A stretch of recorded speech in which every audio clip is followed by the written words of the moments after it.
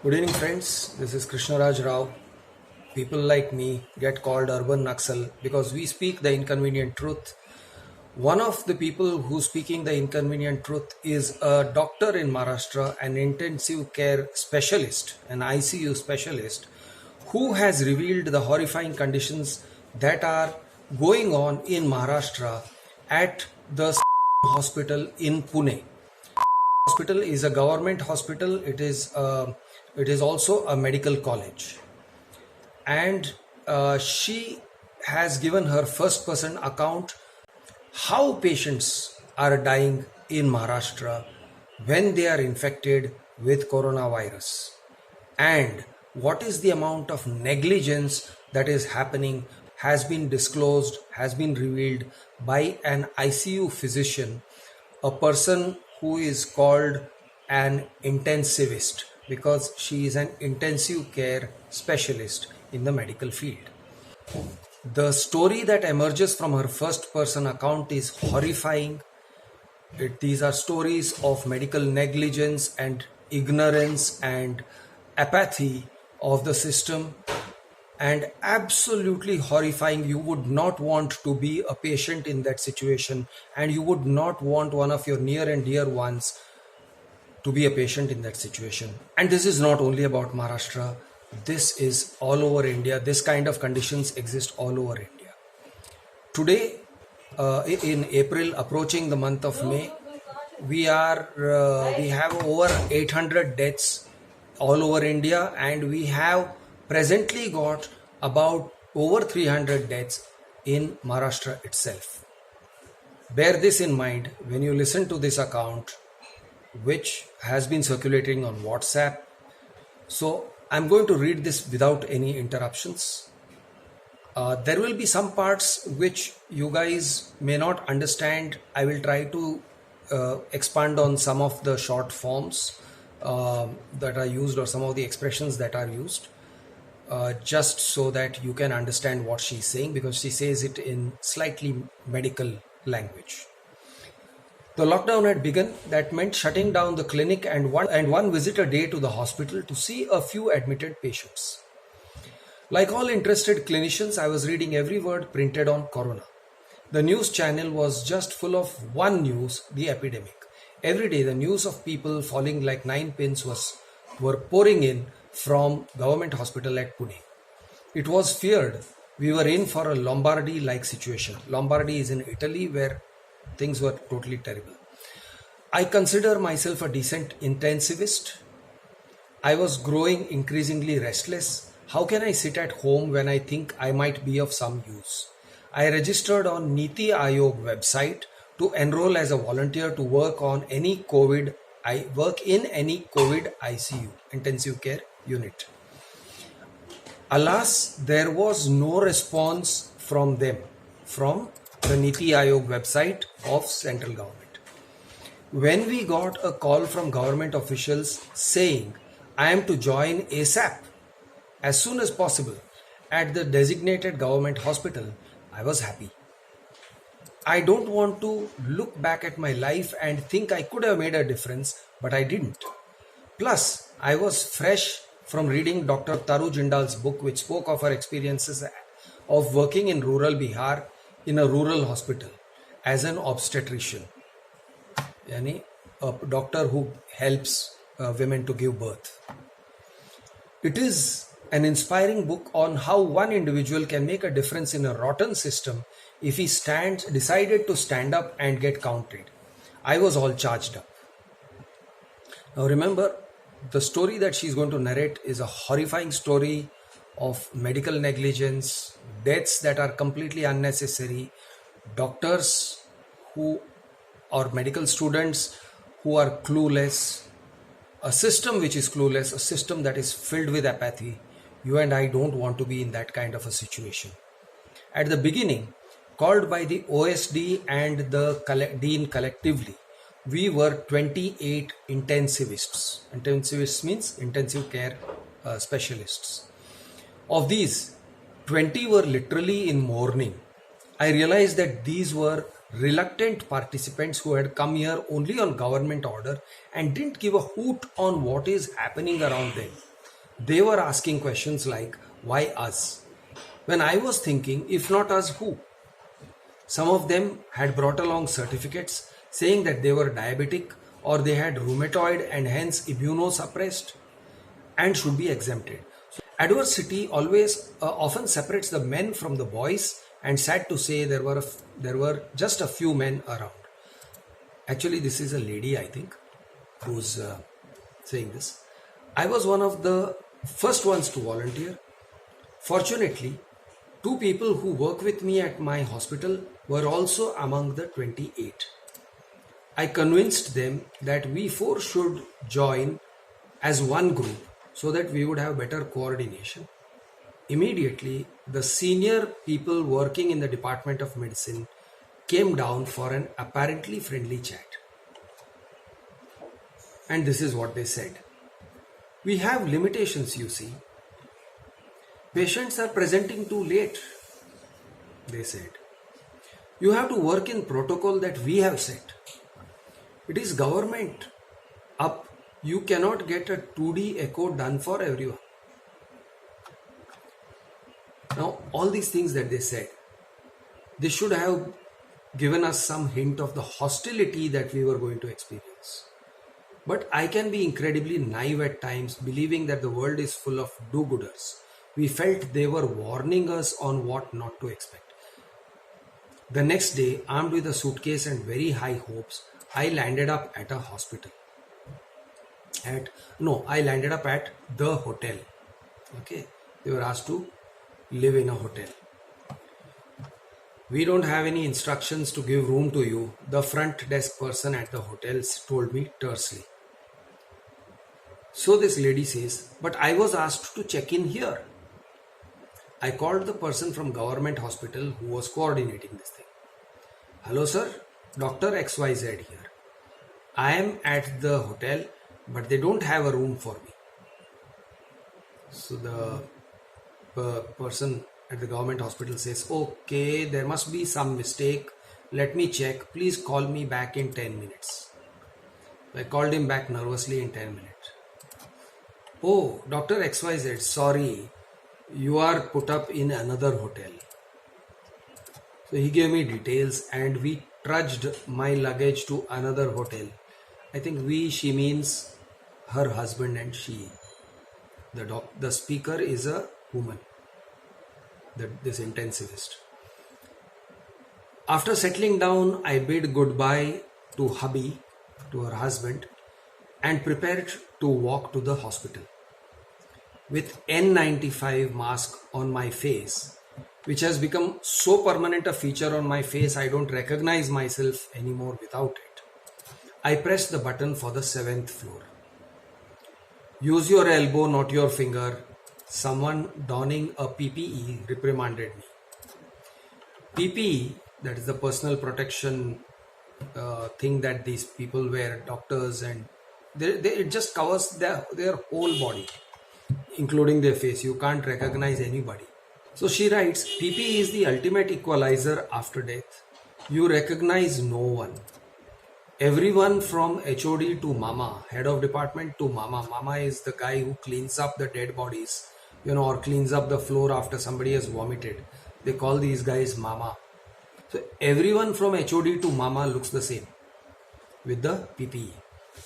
I had forgotten what it was to get yelled at. Bruised but not rattled, I thanked him. किधर किधर से चले आते हैं, कुछ protocol नहीं पता. The person in the PPE was talking about me to his colleague.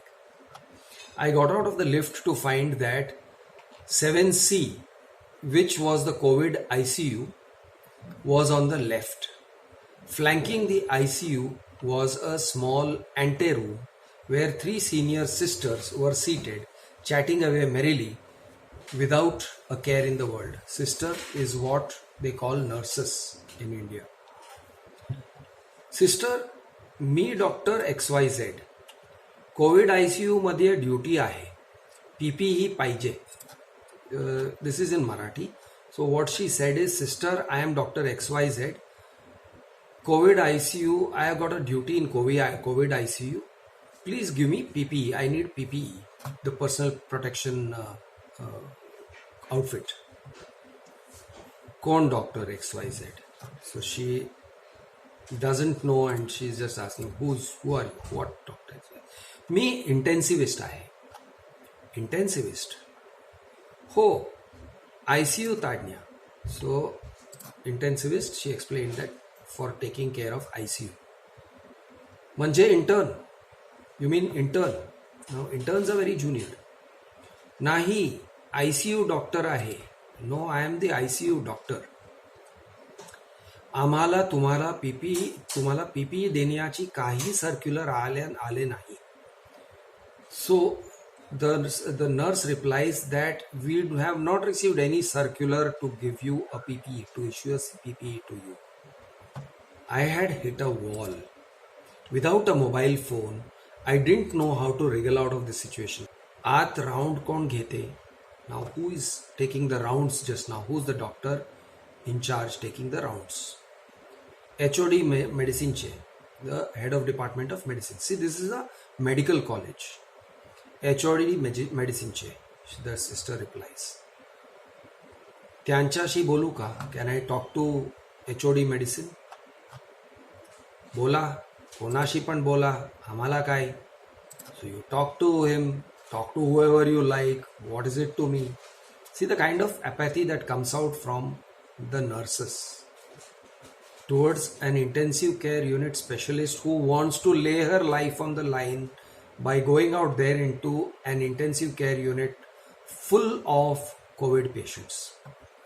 So complete non-cooperation. I was able to get him online. Who?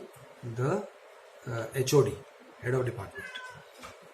To his credit, the senior clinician walked out and introduced himself. He directed the staff to give PPE to us outside doctors. He said, yeah, outside doctors ko PPE do. He took me to the ICU, pointed out to a protocol which they were following for all patients. With that, he said with a hint of sarcasm, okay, over to you, manage. Okay, over to you, manage. Ab karo jo karna hai.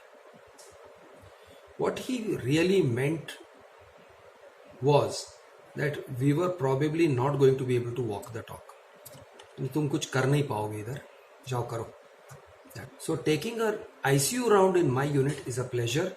A resident, the resident doctor who's supposed to be there in charge, the resident will summarize case history.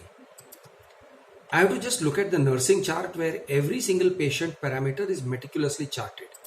Every single drug, either given as stat or regular order, is given whatever way the drug is given, is written down.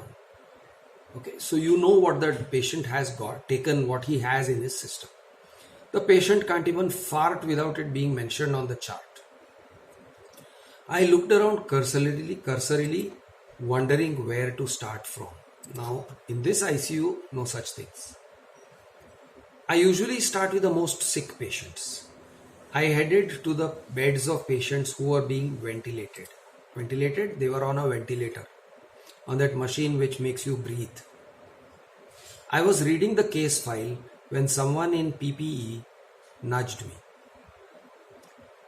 And what did this person in PPE say? This patient is dead and so is the one next to her. I must have been taken aback, but she couldn't see my face. So why didn't you disconnect the ventilator? I asked in irritation. So the ventilator is on, the patient is dead. Two patients side by side, they are dead. The ventilator is still on, making the body breathe. So why didn't you disconnect the ventilator? I asked in irritation. We haven't declared death yet, she answered nonchalantly. You haven't declared the patient dead. Why not? So this person in PPE replies, relatives are not allowed near this building. So it takes a while to get hold of them. So until the relatives are told, you don't declare the patient dead. Okay, so the ICU specialist says, "Oh, I see. When did they pass away?" Sometime yesterday night. Sometime yesterday night they died.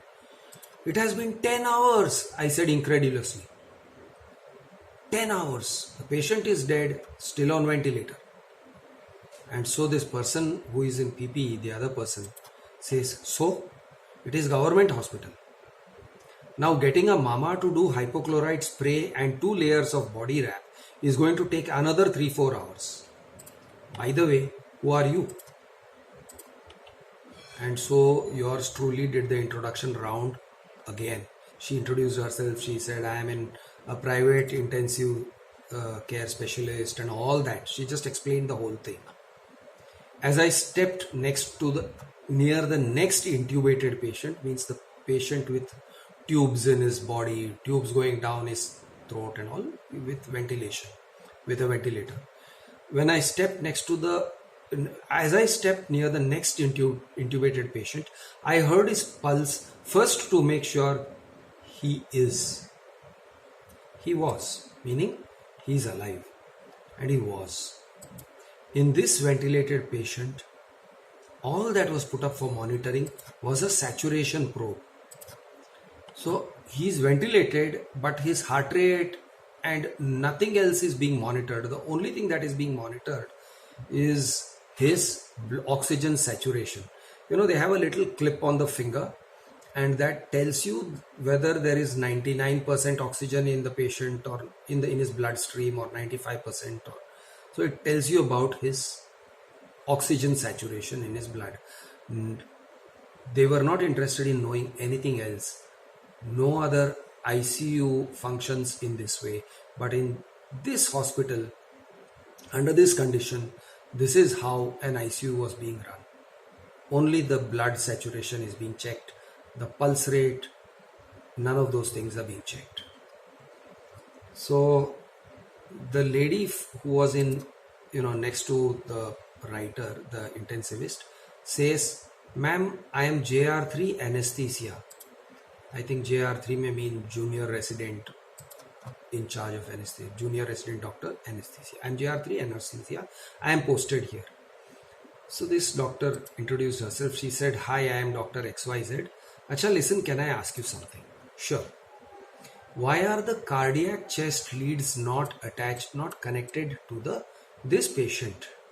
The cardiac chest lead is those suction cups which are attached to the patient, so that you get ECG. The ECG reading comes from many of those suction cups being attached to the patient. So she says, "Why are the cardiac chest leads not attached to the patient? The monitor seems good." And the answer is, "I am not sure." "Can we get chest leads and attach and connect the monitor?" She says, "Yeah, if you say so." "Staff, where are the chest leads?" The staff replies, "I don't know. Go check for them yourself. I have a lot of other things to do," came the reply. So both of them got searching. She writes, intensivist writes, "Both of us got searching and found the chest leads sitting comfortably next to the ECG machine. We opened them, removed the plastic from the monitor, and hooked the patient to the monitor. We repeated the same process with everyone. Now, when they connected the patients to the chest leads, small beeps and alarms started buzzing. It made me feel I was in a real ICU. Without the background noise of alarms and monitor sounds, no ICU sounds like one." So basically what they had been doing before she came is they had connected the patients to all those machines which indicate how they are doing, how their heart is doing, whether they are pumping blood properly, or whether they are dying of a heart attack. They were not interested. So the intensivist says, "Will you help me with rounds? Case history and progress." I prodded the anesthesia GR3. So she says, "I'm sorry, ma'am. This is my third duty here." Means she has been doing duty for 3 shifts. or no, maybe she means third duty means uh, she has only been here 3 days. This is my third duty here, but we don't see patients or put orders. We help with intra-cats, lines, ABG and intubations. So they only help with some things. Intra-cats would be catheters, catheterization and things like that. These are the things that the anesthetist helps with. Intubation is, of course, putting a tube down the throat of the patient to get inside the lungs. So, oh, I didn't know, sorry. So then she says, who would know? Who would know means who would know case history and progress. Medicine JR3. And where would he be? He is at the console near the step down unit. Step down unit must be a transformer unit or something like that, some electrical thing. I walked to the console, greeted the fellow and asked him if he could help me out. So he says, I want to, but I can't. So the intensivist says, sorry? Yeah, I am completing paperwork for the deaths. It's a nightmare, this paperwork. So many forms to fill. He waved a bunch of papers at us. This lady says, oh, you continue. I'll find my way around. Now, what she wanted to know was, what are the case histories? What has been given to this patient? When did the patient come in what condition it came in? What medicine was given to him? What did his condition improve? Did his condition worsen? These are the things that a doctor has to know about a patient when she is treating him in intensive care unit, from where either he will go out alive and recovering or he will go out as a dead body. So she doesn't get any help. She says, okay, I'll find my way around. I began with scanning each patient's file. I noticed that many of the drugs were going on for just too long because no one had kept tab on the number of days. Okay, they just kept giving them the drugs on and on and on. We are not supposed to give it that long. Steroids were being given at a terribly high dose, not consistent with any international guidelines. I confronted the HOD on the same. She went to the head of department, the guy who had met her right in the beginning. And he said, these are our guidelines, follow them. I was so stunned I couldn't react at all. I have spent most of my career reading and trying to put into practice various accepted guidelines. Evidence-based and not eminence-based guidelines are sacrosanct. So there are guidelines in the international community. See, intensivists or any other medical professionals, they follow guidelines which are prepared after years and decades of research. And she says, I follow these evidence-based guidelines, not eminence-based guidelines. What is an eminence-based guideline? A doctor who's a big doctor says, you do this because I am a big boss. No, that's not how it's done. That's not how science is done. So she says, evidence-based and not eminence-based guidelines are sacrosanct. I did not want to antagonize anyone so soon, so I let it pass, meaning she did not argue with the HOD. I found the kidney function tests deranged in a couple of patients. She just kept quiet about the steroids being given and all that. So she said, staff put in a Eurometer for hourly output chart. She says, and the reply comes, we don't have them here. She says, can't you indent? Means can't you order it? You need to speak to someone higher up. It will take weeks. It might take weeks to speak to a higher up. Your communication lines are not clear. So how do we monitor urine output? If you want, we can change urine bag at each shift. No, that would be such a waste of resources, says this lady. So this one says, so then don't monitor. Send creatinine every day if you need to monitor. Meaning, ask for creatinine to be measured every day and they will monitor the urine output. The staff nurse was schooling me on monitoring kidney injury. Retrospectively, She was just letting me know how things stand. Means intensivist is really the expert in monitoring kidney injury, but here the staff nurse is telling her, you do this, you do that, you do this. Basically, she was just letting me know how things stand. The medicine JR3, the one busy with the paperwork, rushed in a breathless patient from the ward. He brought in a breathless patient. Okay. Ma'am, have a look. I saw the patient was in obvious respiratory distress with SATs around 80. SATs means saturation of oxygen in the blood around 80. Normal is 99, 98, that's normal. So your blood has 99% saturation of oxygen. That's normal. 80 means he is in deep trouble.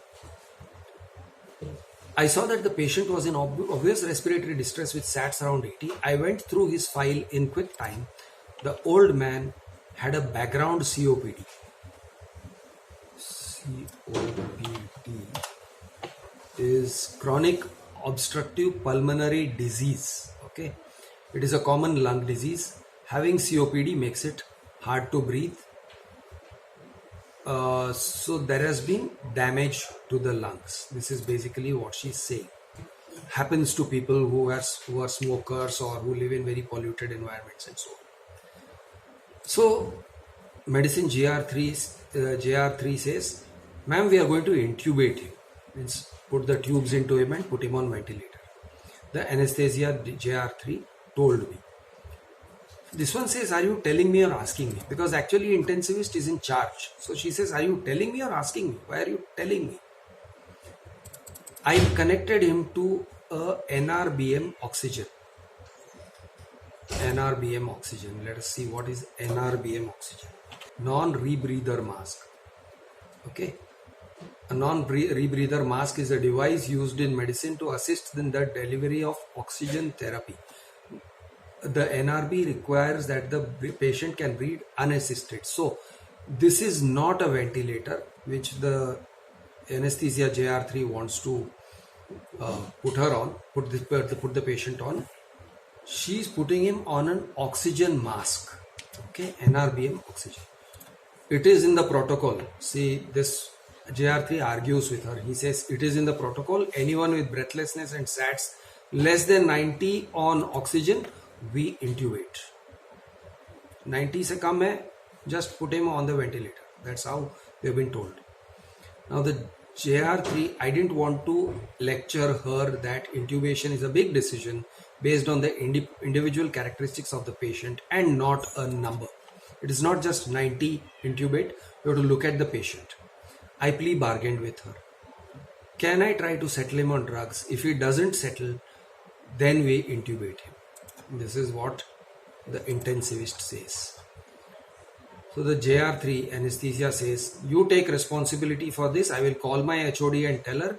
If this guy succumbs without intubation, she will get mad at me. Means if the patient dies without being intubated, the HOD is going to get mad at her. Therefore, she says, you take responsibility. So she said, you make the call, let me handle this. The intensivist says. I yelled at the sisters to get hydrocortisone and magnesium and Lasix. All these are for injecting. Madam, his intracath is out. How can we give him drugs with no intracath? Intracath is, there is an intravenous catheter that is put into his vein, and it is kept, they just strap it. So you just have to open it's kept closed.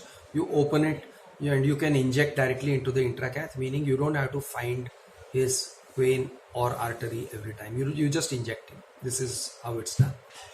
So she says, okay, put a new one. Put a new catheter into his vein. The answer is, that is not our job. Call the anesthetist. So the sisters, the nurses, say it is not their job to put intracath. Usually it is.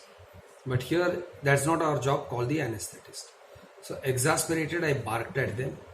Give me one, let me put it in. So she says, give me an intracatheter, I will put it in. It is on the trolley, go and get it yourself, she replied calmly.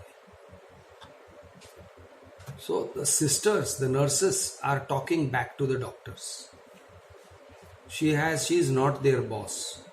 She has no control over them. They are talking back at her and they don't like her being around. It slowly sinked in that I was back to being a junior resident after 15 years. So 15 years of exposure, and now she was being treated like a junior resident doctor. I had no time to get angry. I somehow put the intracath with poor visibility due to the face shield. You know, when you're working in a PPE, you got a big face shield in front of you, so not very visible. I somehow put in the intracath. The staff pushed the medicines I had ordered, put it into his bloodstream. In 15 minutes, the patient's breathing was better. The SATs had picked up to a comfortable 92%, and I too was breathing easy.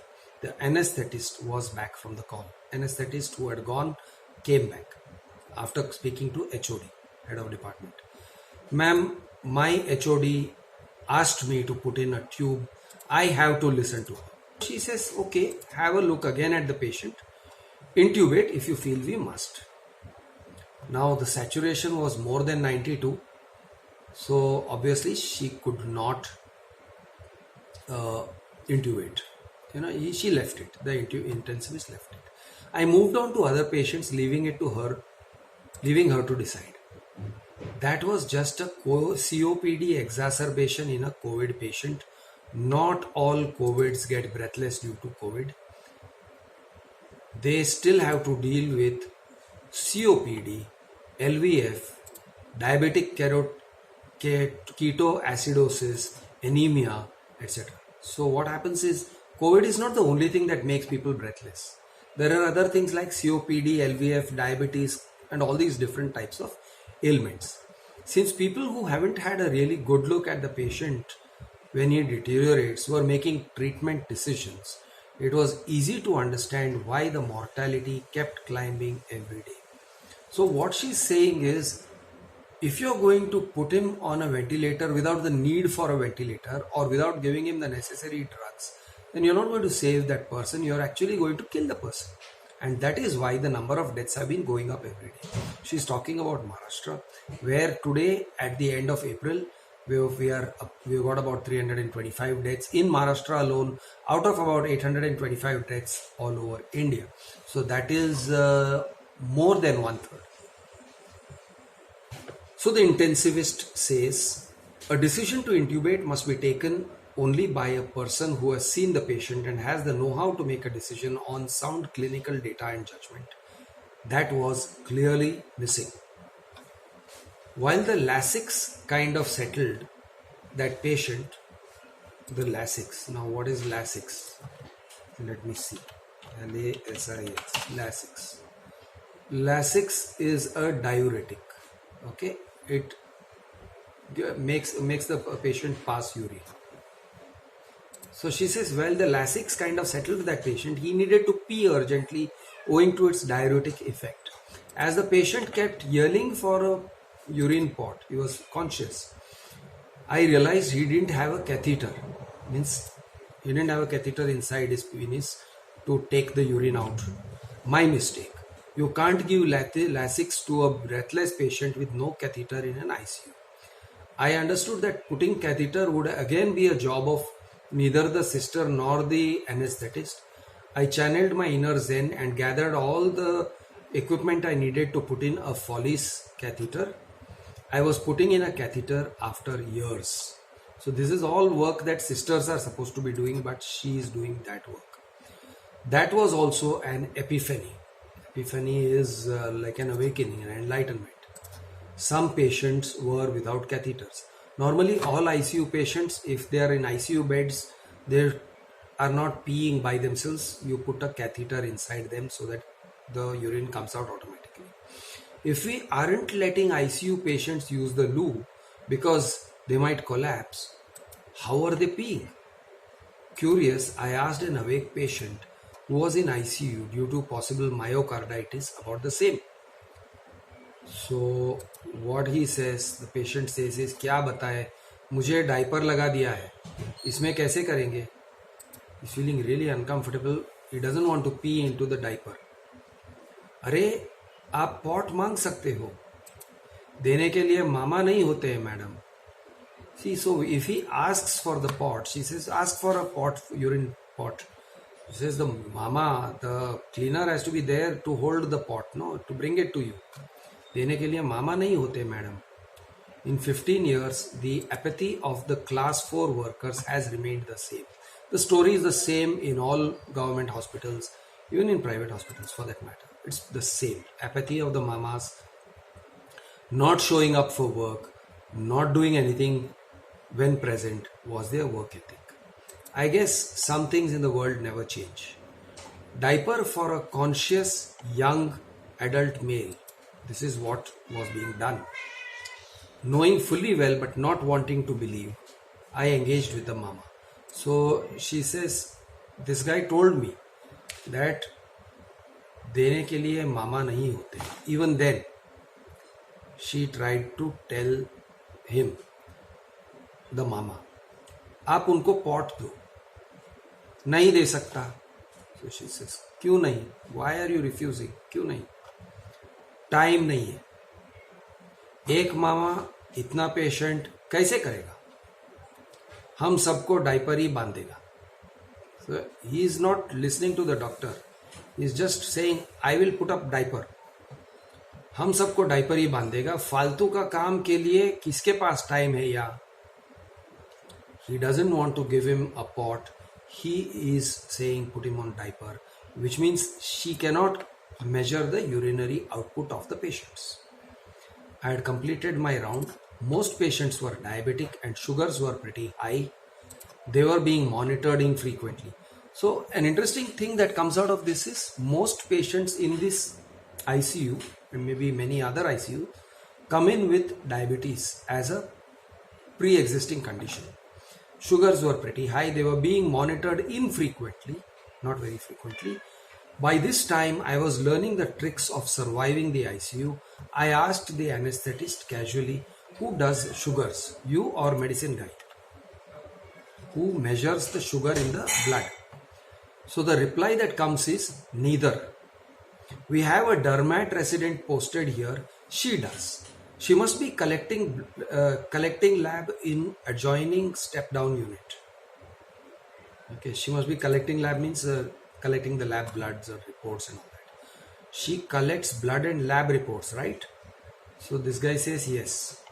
Okay, so there is a resident. Nobody takes sugar readings. Now the intensivist goes down to the hallway. She says, I walked down to the hallway and asked for the dermat resi. She was busy with the PC tracing reports. So she says, hi, I need you to do sugars on these patients. I handed her a list. Like right now? She says, yeah, right now. The sincere petite girl set about the task diligently and handed me the numbers in quick time. She gave her good this thing very quickly. Most of them were pretty off target, like they were not within range. We need to start insulin infusion for these patients. I was now talking softly to the staff. So what she says is, their blood sugar levels are too high. Let us give insulin to these patients. Okay, because there's no point in putting people on ventilators if their blood sugar levels are high and other things are not being taken care of. They are going to die because of those things, not because because of COVID. They will die because of diabetes. So she tells the staff, we must start insulin infusion. And the reply comes, next shift. Our shift ends in 5 minutes. Oh, it was already close to 8. I hadn't realized 6 hours had passed by. Just hand over the insulin, I will give it. Okay. When is dinner served to these patients? All of them are nil by mouth, came the reply. Nil by mouth means they have to be kept on fasting. Don't give them anything by mouth. Now, this is wrong. Because diabetes patients, you do not keep them hungry. It has consequences. Their blood sugar levels go haywire. All of them are nil by mouth. But why? I was aghast. Most patients could eat except the intubated ones. Intubated ones are the ones with tube down their mouths. I don't know. There are no orders.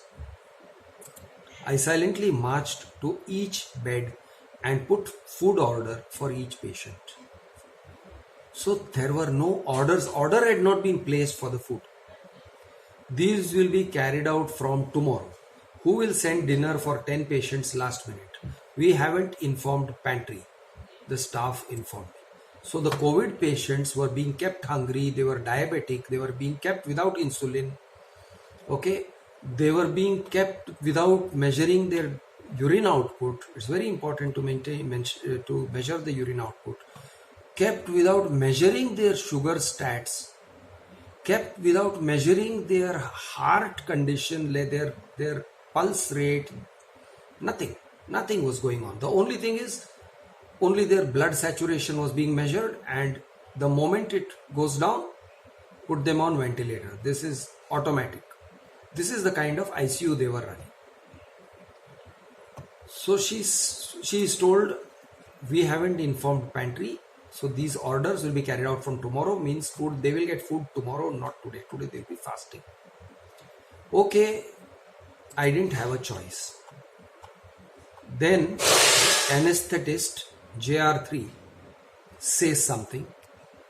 She says, ma'am, I need your help to extubate that patient. Means remove the patient. Intubate means put the tubes in from the mouth.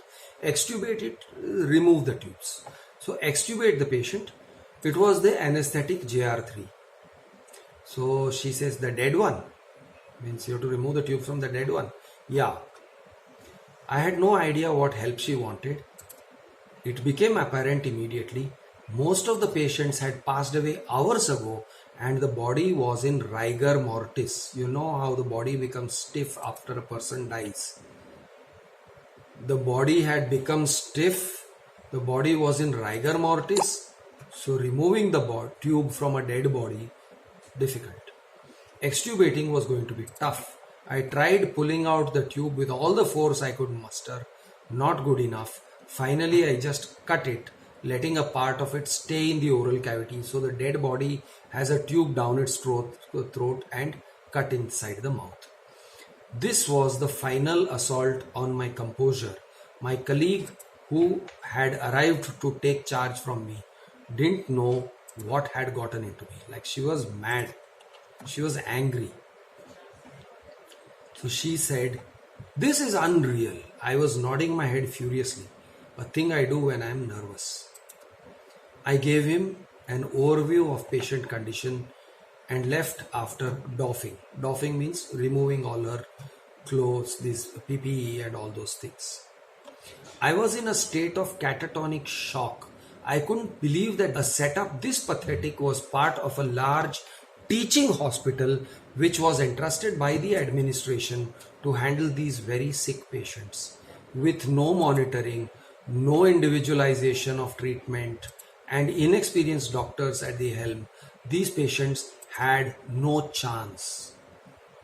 COVID is a heinous disease which affects the lungs in ways we have still to fully comprehend.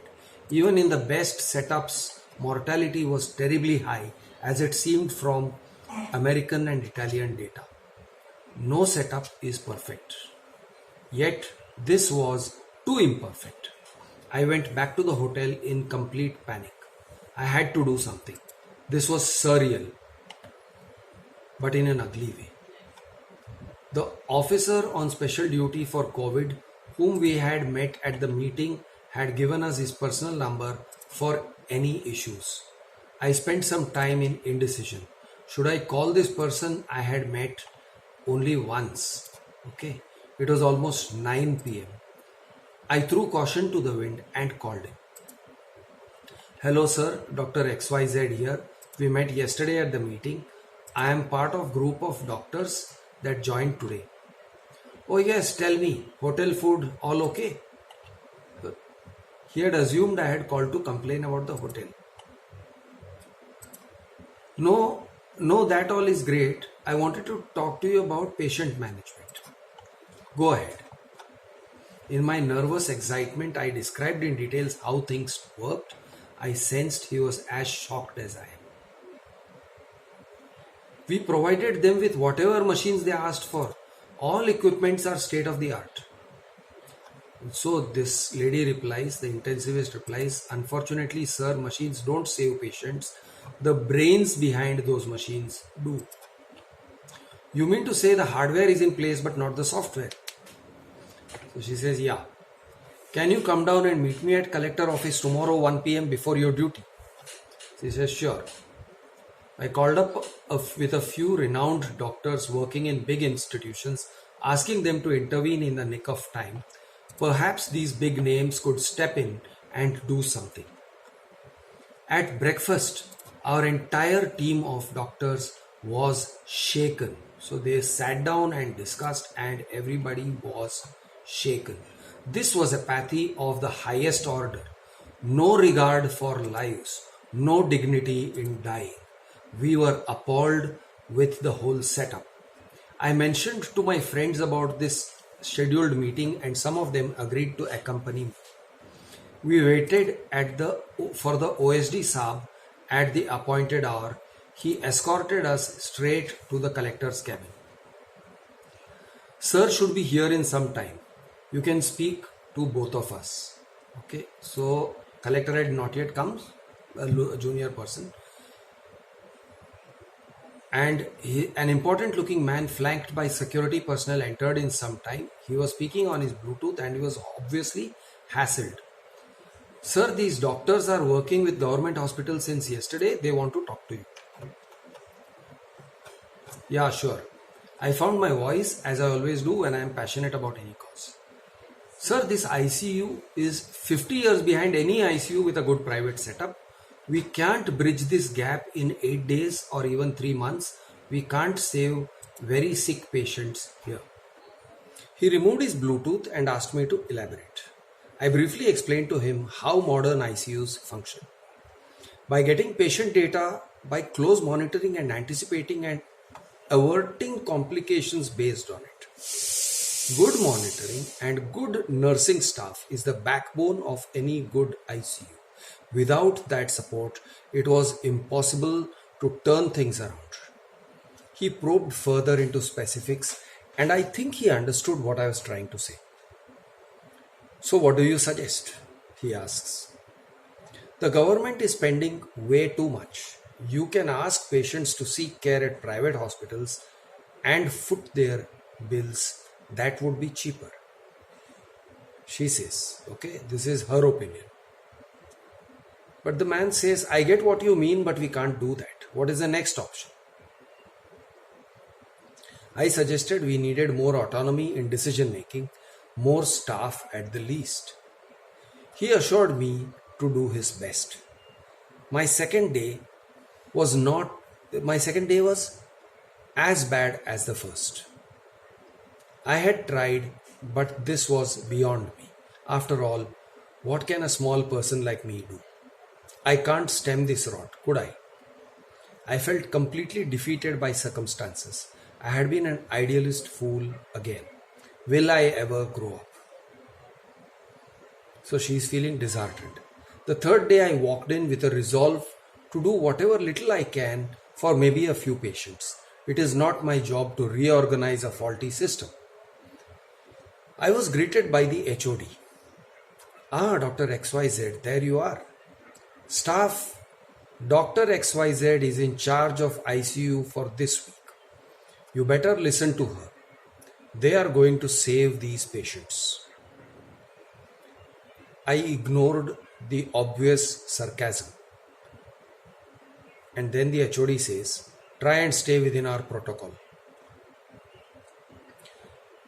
To which she responds, Sir, I will stay within internationally validated protocols. I assure you that. I was at my defiant best, she says. Expecting complete non-cooperation from all stakeholders, I began my round. When I needed a sugar, that is a sugar test, I did one. If I needed an ABG, I got one. Now let's just check. What is ABG? ABG. What is an ABG? Arterial blood gases, the presence of oxygen, the presence of carbon dioxide and all these things. in the arterial blood flow is critical for saving the critical care patients in the intensive care units. So she says, if I needed an ABG, I got one. I changed the out intracats. I wrote new orders for every single patient. I carried each file to the staff, asking them to follow what I had written.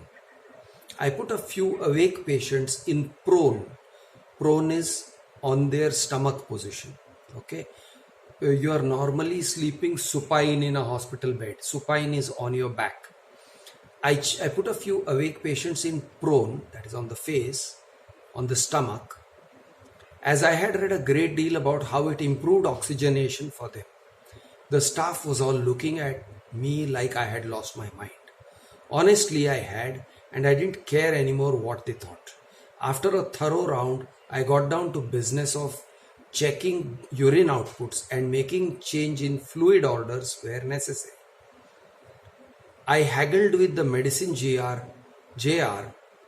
to get 2D echo for a couple of patients. He agreed and got busy mobilizing it. Instead of sitting in the console, I busied myself walking the breadth of the ICU. The console is the main seat where they are looking at all the information coming in from different patients. So instead of sitting in the console, I busied myself walking the breadth of the ICU, talking to patients, chiding them to put oxygen on and so on. Because many of the people were pulling out their oxygen masks and breathing without the oxygen.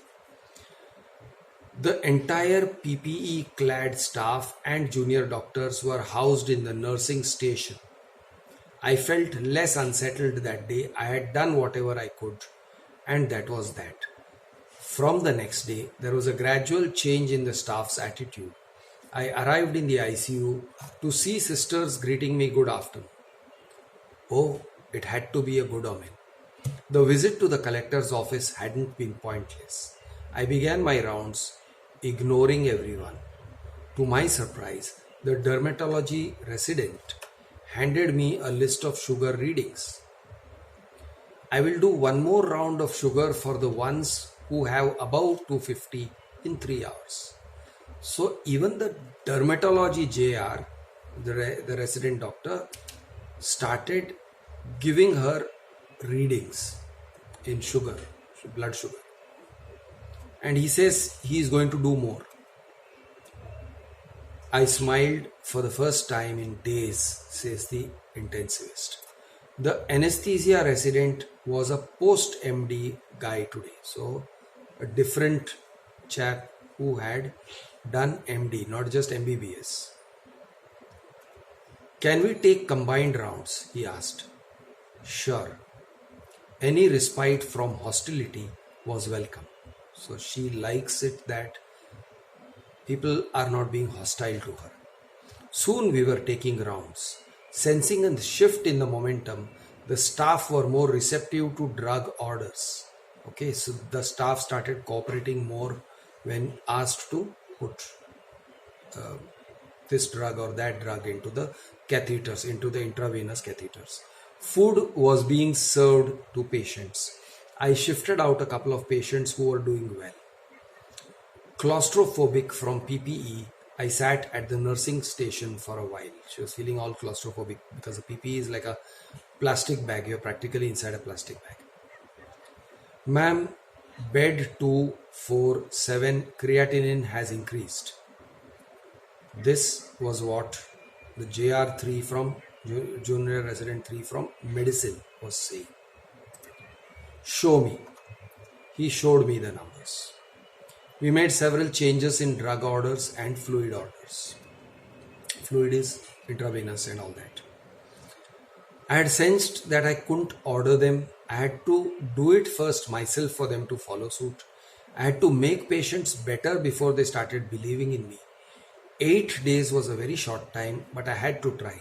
Fortunately, all my colleagues were extremely devoted people working with the same zeal as me. So, in a couple of days, we managed to make the place look like an ICU. All patients had monitors, lines, and catheters. We had put in a protocol to monitor sugar, urine output, oxygenation, and X rays. X rays are for the lungs to see if the pneumonia has cleared up. The unit was now functioning like a team. We had actually managed to shift out a few patients. What perhaps was lacking was leadership or process ownership, which we were providing. To my delight, the residents and nurses had reacted by raising their own bar instead of pulling our bar down. So they were cooperating. A patient who was being ventilated on fifth floor with a PEEP of 10 and FI2 of 0.9 was shifted on a Bain circuit with oxygen cylinder and arrested on arrival. Since with COVID, policy is no CPR, we did the next best thing, pump atropine and adrenaline. In a near miracle, we got a rhythm. This is basically a guy who's getting a heart attack. So FiO2 of 0.9 was shifted on a Bain circuit with oxygen cylinder and arrested on arrival. Arrested on arrival means he got a kind of heart attack. Okay, his heart stopped. Since with COVID, the policy is no CPR, you cannot revive them with chest compressions or mouth breathing into the mouth because the person is extremely infectious. So if you give him chest compression, so he's going to throw out viruses into the air and that is dangerous. So what we did the next best thing, pump atropine and adrenaline. We put atropine and adrenaline into his blood stream, and in a near miracle we got a rhythm. His heart started beating.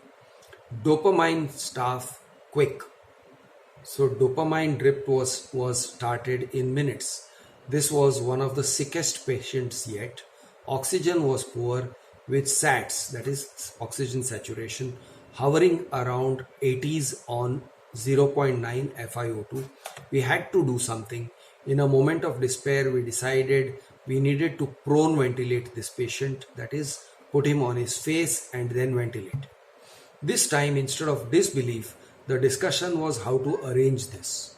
My anesthesia person got someone to fix 2 ring pillows that we needed. Since we were short on vecuronium, I was anxious to prone. No paralysis increases the risk of extubation many folds. So what happens is they were short on the drug which is required to paralyze the patient. Okay, otherwise the patient with this natural breathing rhythm will fight against the machine and may actually remove the tube by coughing. Okay, no paralysis increases the risk of extubation many folds. Somehow the staff got hold of the drug, that is vecuronium, and we managed to make the patient prone, that is put him on his stomach. The improvement in oxygen was there for everyone to see. Immediately his blood oxygen improved. It was a watershed moment for the staff. Patients didn't have to die on a ventilator, something they hadn't seen with a single COVID patient till then. Okay, otherwise you put a patient on a ventilator, anyway he dies. This is what these guys had been seeing. In spite of concerns of aerosolization, we put 2 patients on non-invasive ventilation to avert intubation with excellent results, which means they just put it on the face, gave him oxygen on the face with a face mask without putting a tube into the lungs. The residents were now more forthcoming. We were doing it all wrong, man. Intubating left, right, center based on numbers alone. Just last week, we intubated a patient who was clinically stable but SATs hovering around 85 based on numbers alone. So they put a person who was basically stable but they put because his saturation was a bit low at 85, they put a tube into his lungs and they put him on a ventilator, which is not a good thing because you are forcing him to breathe at a pace in a way that a normal person will not breathe, and it has bad consequences. We were ventilating patients on a jumbo oxygen cylinder in our makeshift ICU. The alarm for low oxygen didn't sound. We lost a few due to no oxygen, says one of the residents. Okay, he is narrating this. Now, what happens when you put a person on a ventilator? If he doesn't get oxygen, he dies. Now, here these people can survive. So, these patients can survive with good care, ma'am. Tell us more about how to decide on ventilation.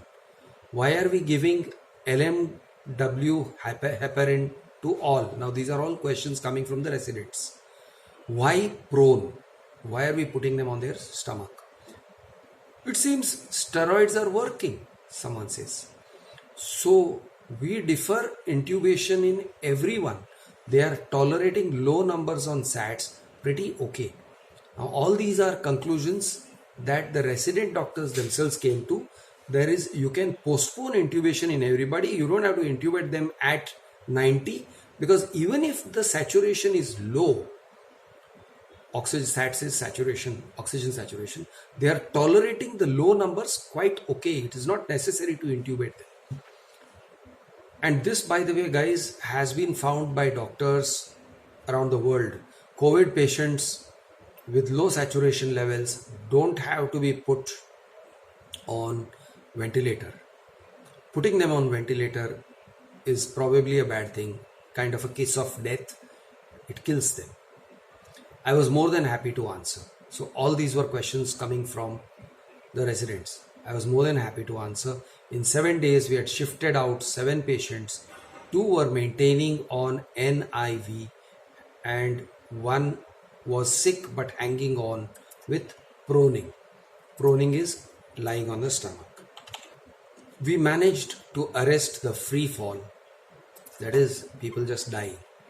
The staff and residents had their chins up. A lot needed to be done probably. There were no Eurometers until the time we left. Each subsequent incoming set of doctors will probably help to make things better.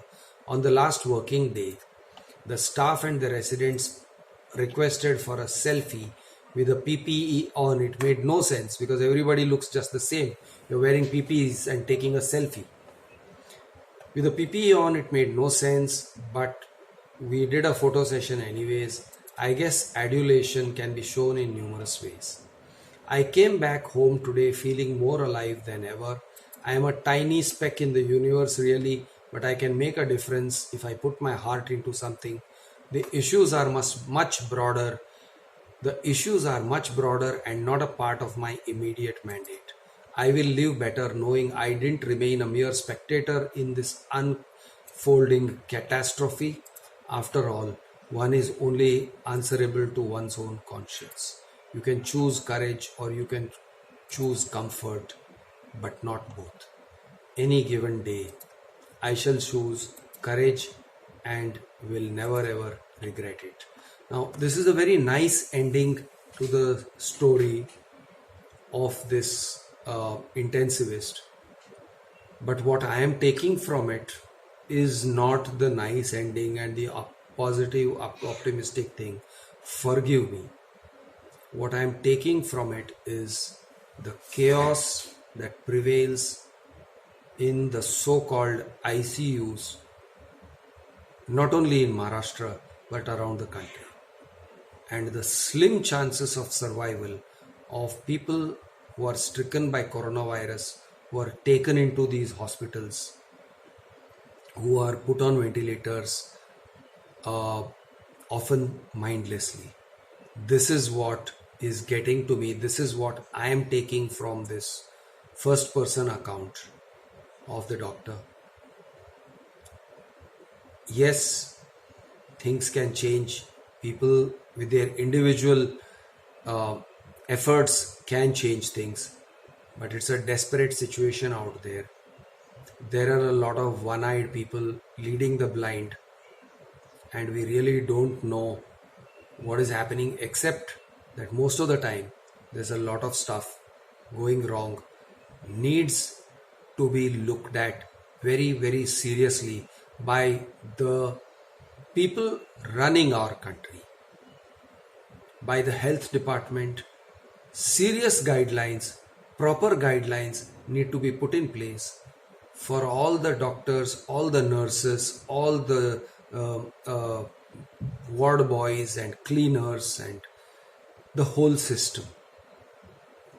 Lot of guidelines need to be put in place. Maybe a lot of equipment or a lot of budgets need to be put in place, and a lot of protocols needs to be put in place seriously to assist good people like this intensivist who was there and who could make a difference. Thank you. Good night. Stay safe and Jai Hind.